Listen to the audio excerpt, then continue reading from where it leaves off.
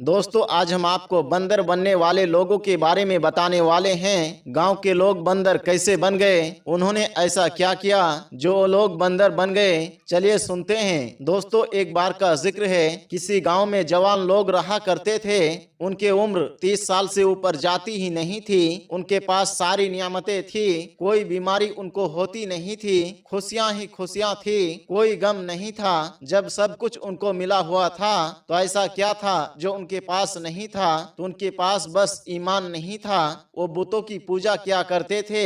उनके बस्ती के बाहर 10 बुत रखे हुए थे और बस्ती के अंदर उनसे कई गुना ज्यादा बुत थे। वो लोग दिन रात उन बुतों के आगे सजदा करते और उनसे दुआएं मांगा करते। ना सिर्फ एक ही उन लोगों को जवानी मिली हुई थी, बल्कि उनके पास एक बहुत बड़ा सा बाग था जहां पर हर तरह के अंगूर लगे हुए थे। लेकिन वो अंगूर आम अंगूरों की तरह नहीं थे। उनके जिसामत किसी इंसानी कद के बराबर थे। उस जगह के लोग बहुत ज्यादा गुरूर में मुब्तला थे। लेकिन अल्लाह ताला का जब कहर आता है तो फिर इंसानी आबादी खत्म हो जाती है। फिर इंसान सोचने लगता है कि ये कहर, ये अजाब भला कहां से आ रहा है, जबकि हमारी बस्ती, हमारे गांव में बड़ी खुशहाली थी। एक बार कुछ ऐसा हुआ कि उनके यहाँ एक अजीबोगरीब बीमारी ने उनके गांव पर हमला कर दिया। हुआ एक कि उन लोगों का चेहरा जो पहले बहुत हसीन थे, बेइंतहा खूबसूरत थे, वो लोग चाहे बच्चे हो, जवान हो, चाहे खवातीन हो, लेकिन उन सब लोगों का चेहरा बंदर जैसा मकरू बनने लगा और बाकी जिस्म उनका इंसानों की तरह ही होता। वो लोग बहुत परेशान थे क्योंकि उनके लोग बड़े ही तेजी से इस अजीबोगरीब बीमारी में मुब्तला होते जा रहे थे।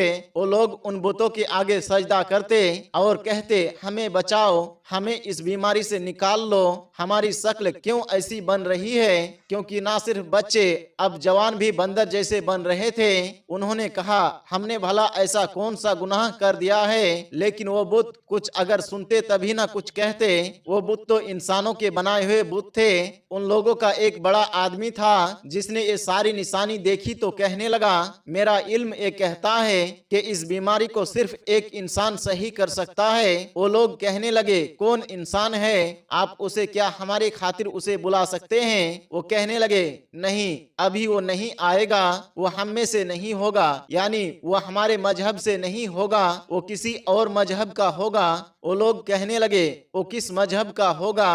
वो कहने लगा, खुदा की इबादत करने वाला होगा। ये सुनकर वो लोग हैरान हो गए, ये खुदा कौन है जिसकी वो इबादत करने वाला होगा? हम इतने सारे खुदाओं को पूजते हैं। तो उसने कहा, नहीं, वो एक खुदा को मानने वाला होगा जिसको आज तक किसी ने नहीं देखा है। वो कहने लगे, नहीं, हमें किसी ऐसे इंसान को नहीं बुलाना है जो एक खुदा को पूज रहा है जो कि दिखता भी नहीं है। भला वो हमारा मसीहा कैसे हो सकता है? तो बड़ा आदमी कहने लगा, नहीं नहीं, वही हमारा मसीहा होगा और वही तुम सबको इस दर्द से निजात दिलाएगा। लोगों ने कहा, वो भला कब आएगा? वो आदमी बोला, मैंने कहा ना, वो कब आएगा ये मैं भी नहीं जानता। हाँ, बस वो जरूर आएगा, मुझे नहीं पता वो अभी आएगा, अगले साल आएगा या आने वाले 10 साल के अंदर आएगा। लेकिन इस बीमारी को तुम बर्दाश्त करो, इसे झेलना ही होगा। जब खुदा का हुक्म होगा तब वो आ जाएगा।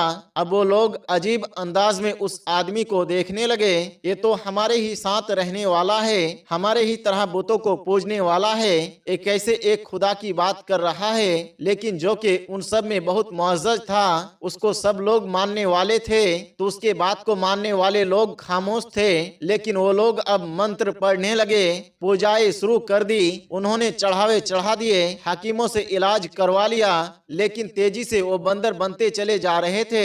कई साल यूं ही गुजर गए। होते होते तकरीबन 50 साल का अरसा गुजर गया। उनमें से कितने लोग तो दुनिया से रुखसत हो गए, लेकिन जो लोग बचे हुए थे वो लोग इस तरह से बंदर बने हुए थे। एक दिन उस गांव से एक मदारी का गुजर हुआ। वो मदारी जो बंदरों को नचाने वाला था, वो मदारी वहां से गुजरा। उसने उनमें से एक इंसान को देखा जिसका चेहरा तो बंदरों जैसा था, लेकिन बाकी जिस्म इंसानों जैसा था। ये देखकर वो बड़ा हैरान हुआ। उसने सोचा कि एक ऐसा अजीब गांव है, मुझे देखना पड़ेगा, ये लोग कौन है? ये सोचकर वो बस्ती के अंदर दाखिल हुआ और देखा कि बड़े बड़े बुतों के आगे लोग सजदा कर रहे हैं और बस्ती के बाहर भी 10 बुत रखे हुए हैं जो कि बहुत बड़े बड़े हैं। वो लोग उन बुतों के आगे जारो कतार रो भी रहे हैं, हमें ठीक कर दो, कई सालों से हम उस मसीहा का इंतजार कर रहे हैं, भला वो कब आएगा। वो मदारी एक आदमी के पास गया, उसने कहा, क्या हुआ, ये तुम सब के चेहरे आखिर बंदरों जैसे क्यों तब्दील हो गए, तुम लोगों का चेहरा जानवरों से क्यों मिलता जुलता है। तो कहने लगे, न जाने क्या हुआ, कई साल से हम इस अजाब में मुब्तला है, वरना हमारे यहाँ तो हर कोई सेहतमंद था, खूबसूरत था, हट्टा कट्टा नौजवान था, तंदुरुस्त था, हर नियामत इस गांव में मौजूद थी, हम लोग नियामत से मालामाल थे, लेकिन हमारे चेहरे जब से बदले हैं, लगता है मानो हमारे ऊपर मुसीबत ही मुसीबत आ गई है। इस गांव में तो खाने पीने की भी तमाम चीजें खत्म हो गई, बड़े बड़े अंगूरों के बाग थे वो भी सूख गए, हम तो बस एक मसीहा का इंतजार कर रहे हैं जो आएगा और हमारी मदद करेगा। हमारे बड़े पंडित ने बहुत पहले कहा था, मैं रहूं या ना रहूं, तुम लोग उनका इंतजार करना, उसकी खास निशानी ये होगी। मदारी ने पूछा, क्या खास निशानी होगी। लोगों ने बताया, निशानी ये होगी, हमारे यहाँ सबसे छोटा बच्चा जिसकी शक्ल बंदरों जैसी है, उसकी शक्ल अपने आप बदल जाएगी और हमारी वो मदद करेगा। मदारी ये सुनकर जोर जोर से हंसने लगा। उसने कहा, भला एक कैसी बातें कर रहे हो, ऐसा कुछ भी नहीं होता, किसी के आने से किसी की जिंदगी भला कैसे बदल सकती है। हाँ ये जरूर है, किसी की दुआ से काया पलट जाती है। वो कहने लगे, हाँ बस यही निशानी बताई गई थी। उस वक्त जो एक बच्चा अपनी माँ के गोद में था, वो माँ अपने बच्चे को गोद में लिए उसके तरफ आ रही थी। जब गौर से उस बच्चे को देखा तो उसका चेहरा तो बिल्कुल इंसानों जैसा हो चुका था, बंदर जैसा नहीं था, जबकि उसका माँ का चेहरा तो बंदरिया ही जैसा था। वो आदमी कहने लगा, अरे इसकी शक्ल कब बदली। उसकी माँ ने कहा, पता नहीं, कुछ देर पहले जब ये बाहर खेल रहा था तो मैंने देखा ये पहले जैसा हसीन हो गया। तो क्या इसका मतलब, क्या वो अल्लाह वाले यहाँ पर आ गए हैं जिनके बारे में हमारे पंडित ने हमें बताया था। पता नहीं, वो तो हमें यहाँ आते नजर नहीं आए, क्योंकि उन्होंने कहा था उनके हाथ में एक थैला होगा, जबकि हम इन बातों को नहीं मानते। हमारा वो पंडित कहता था ऐसा ही होगा। अच्छा है वो अल्लाह वाले हमारे सामने नहीं आए, अगर वो सामने आ जाते तो हम सब मिलकर उनको मार डालते। मदारी ने कहा, क्यों, भला क्यों मार डालते। लोगों ने कहा, दरअसल वो हमारे पंडित जो कि हमारे गांव के बड़े थे, उन्होंने कहा था उनका इल्म ये कहता है यहाँ पर एक खुदा को मानने वाला आएगा। हमने दिल से ये बात नहीं मानी थी, लेकिन हम अपने बुजुर्ग के सामने खामोश रह गए। बस हमारी परेशानी टलनी चाहिए, इस वजह से हमने उनके बात को मान लिया था। जब हमारी परेशानी टल जाएगी तो हम उस अल्लाह के बंदे को कत्ल कर देंगे। अच्छा है वो जान से जाता, अगर यहाँ पर आता। मदारी ने कहा, अच्छा मैं अब चलता हूँ। वो आदमी बोला, आप कहाँ पर जा रहे हैं, आप यहीं पर रुक जाइए। उस आदमी के कहने पर मदारी वहीं पर रुक गया और एक झोपड़ी उन्हें दे दी गई। वो खामोशी से अपनी जिंदगी को गुजारने लगे। अब वो लोग रोजाना अपने बुतों के आगे सजदा करते, चढ़ावे चढ़ाते, पर परेशानी ऐसी थी कि खत्म नहीं हो रही थी। इधर वो मदारी अपना तमाशा रोजाना दिखाता। एक एक बच्चा जो बंदर बना हुआ था उसके पास आता और अल्लाह की करम से सब बच्चे इंसानी शक्ल में बदलने लगे। ये बात किसी को समझ में नहीं आई, क्योंकि जिस अल्लाह वाले का जिक्र उनके पंडित ने किया था उस जैसा तो कोई भी अल्लाह वाला बस्ती में नहीं आया। लेकिन एक कुदरत का करिश्मा था, आहिस्ता आहिस्ता सारी बस्ती उस मदारी की अच्छी अखलाक की वजह से और दिल से मोहब्बत करने लगी। और वो मदारी के पास अब बड़े लोग भी आने लगे और कहने लगे, हमें तुमसे मिलकर बहुत अच्छा लगता है, क्योंकि कुछ कशिश है तुम्हारे अंदर जो हमें तुम्हारी जानिब खींचती है। मदारी ने कुछ भी नहीं कहा। वो क्या कहता, जब बस्ती का आखिरी बच्चा जब बंदर से इंसान बन गया तो लोग बड़े चौंके, बच्चे तो इंसान बन रहे हैं, हम बड़े क्यों आखिर इस बद हाल में हैं। एक बूढ़ा की जो कि वहाँ पर बहुत ही बुरी हालत में था, वो कहने लगा, कहीं ये मदारी ही तो मुसलमान नहीं है जिसके बारे में हमारे बड़े पंडित ने हमें बताया था। अब वो सब मिलकर उस मदारी के झोपड़ी के पास पहुंचते हैं। जब अंदर दाखिल हुए तो क्या देखा, वहां पर वो मदारी नहीं था, बल्कि एक नूरानी चेहरे वाले बुजुर्ग एक सिमत एक रुख किए हुए नमाज पढ़ रहे थे। सब अपने मुंह में उंगलियां डाले आंखें फाड़े हुए उस मंजर को देख रहे थे। सारी झोपड़ी रोशनी से भर चुकी थी। जब झोपड़ी नूर ही नूर हो गई, उस तेज रोशनी ने सब मुनकिरों की आंखों को चकाचौंध कर दिया। सब पीछे हटते जा रहे थे और रोशनी आगे बढ़ती चली जा रही थी, यहाँ तक कि उस रोशनी ने सारे बुत को तोड़ दिए। सारे बुत मुंह के बल गिर गए, टुकड़े टुकड़े हो गए। बस्ती के बाहर जो 10 बुत मौजूद थे वो भी खुद ब खुद टूट गए और बुत कह रहे थे, हाँ, हम एक अल्लाह को मानते हैं। वो लोग जो अल्लाह वाले की जान लेने वाले थे, अब क्या जान लेते। उनके बुत तो खुद ही गवाही दे रहे थे। अल्लाह वाले झोपड़ी से बाहर निकले, तुम कौन हो? आखिर वो मदारी कहाँ चला गया? उन्होंने कहा, मैं वही मदारी हूँ जो हुक्म इलाही से यहाँ आया हूँ, तुम सबको सुधारने के लिए।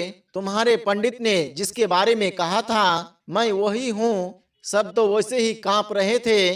कहने लगे, आप वो मदारी हैं, तो आपने फिर पहले अपना रूप हमें क्यों नहीं दिखाया? बुजुर्ग ने कहा, क्योंकि इसमें भी अल्लाह की मसलहत थी। लोगों ने कहा, हमें माफ कर दे, हमको कुछ ना करे। हमें पता है आप हमारे बुतों को तोड़ सकते हैं, तो आप हमें भी मार सकते हैं। अल्लाह वाले ने कहा, मैं कुछ नहीं करूंगा, ना ही किसी पर कोई जुल्म करूंगा, ना ही किसी को मारूंगा, बल्कि सिर्फ मैं एक अल्लाह का पैगाम देने के लिए आया हूँ। एक दरवेश के रूप में आता तो तुम लोग मेरी बात को कहाँ समझते, उल्टा तुम लोग मेरे दुश्मन बन जाते और मुझे यहाँ पर रहने भी नहीं देते। हो सकता है तुम लोग मेरी जान भी ले लेते। मैं अल्लाह के सिवा किसी से डरता तो नहीं हूँ, लेकिन मुझे इस्लाम की तबलीग करनी थी। तुम लोगों के दिलों में इस्लाम की मोहब्बत डालनी थी, और ये अल्लाह ताला के हुक्म के बगैर हो ही नहीं सकता। जब तक अल्लाह ताला का हुक्म नहीं होता, तब तक बंदा कोई अमल नहीं कर सकता। तुमने अल्लाह ताला की निशानियां देख ली, लेकिन फिर भी तुम अल्लाह ताला के मुनकिर रहे। तुम्हारे पंडित ने तुम्हें गवाही दे दी थी, तुम फिर भी मुनकिर के मुनकिर रहे और तुम सोचने लगे कि वो अल्लाह वाले नेक बंदे जब यहाँ पर आएंगे तुम उनकी जान ले लोगे, यानी तुम्हारा काम भी हो जाएगा। तुम बंदर से फिर इंसान बन जाओगे और तुम फिर उस अल्लाह के नेक बंदे को कत्ल कर दोगे। मैं ये दावा तो नहीं करता मैं अल्लाह का नेक बंदा हूँ, लेकिन जो कुछ तुम्हारे पंडित ने तुम्हें बताया था मैं उसकी बात कर रहा हूँ। बल्कि तुम्हारे बुत खुद गवाही देंगे। ए बुतो, कहो कहो कि अल्लाह एक है। वो बुत फिर से कहने लगे, हाँ, अल्लाह एक है, अल्लाह के सिवा कोई इबादत के लायक नहीं। हम सब छोटे खुदा हैं, हम सब झूठे खुदा हैं जो इन लोगों ने अपने हाथों से बनाया है, और ये सब हमारे तरफ आते हैं इबादत के लिए, हमसे मदद मांगते हैं, जबकि हम तो अपनी मदद खुद भी नहीं कर सकते। अल्लाह के नेक बंदे कहने लगे, ये आफत, ये अजाब हट जाएगा तुम पर से, अल्लाह ताला की तरफ लौट आओ। तो उनमें से एक आदमी कहने लगा, क्या ये शर्त है? हम उसको माने तभी ये अजाब हटेगा, वरना नहीं। तो अल्लाह वाले ने कहा, नहीं, बिल्कुल नहीं, मेरे रब को किसी की इबादत की जरूरत नहीं है, वो अकेला तन्हा कादिर है। लेकिन फिर भी तुम सबको वो जहन्नम की आग से बचाना चाहता है, वो तुम सबसे मोहब्बत करता है, हम सब उसके बनाए हुए हैं, वो अपने हर बंदे को जानता है, मोहब्बत करता है, वो तुम सबको तबाही बर्बादी से बचाना चाहता है। इसलिए वो चाहता है कि तुम सब उसको मानो, उसी की इबादत करो, उसकी जात में किसी को शरीक ना करो, इन झूठे खुदाओं को पूजना बंद कर दो। उसके बाद आपके बातों का ऐसा असर हुआ कि पूरा गांव मुसलमान हो गया। सुभान अल्लाह। इस वीडियो के बारे में दोस्तों आपका क्या राय है, कमेंट बॉक्स में जाकर जरूर बताएं। मिलते हैं एक नए वीडियो के साथ, तब तक के लिए हमें इजाजत दें। अस्सलाम वालेकुम व रहमतुल्लाह।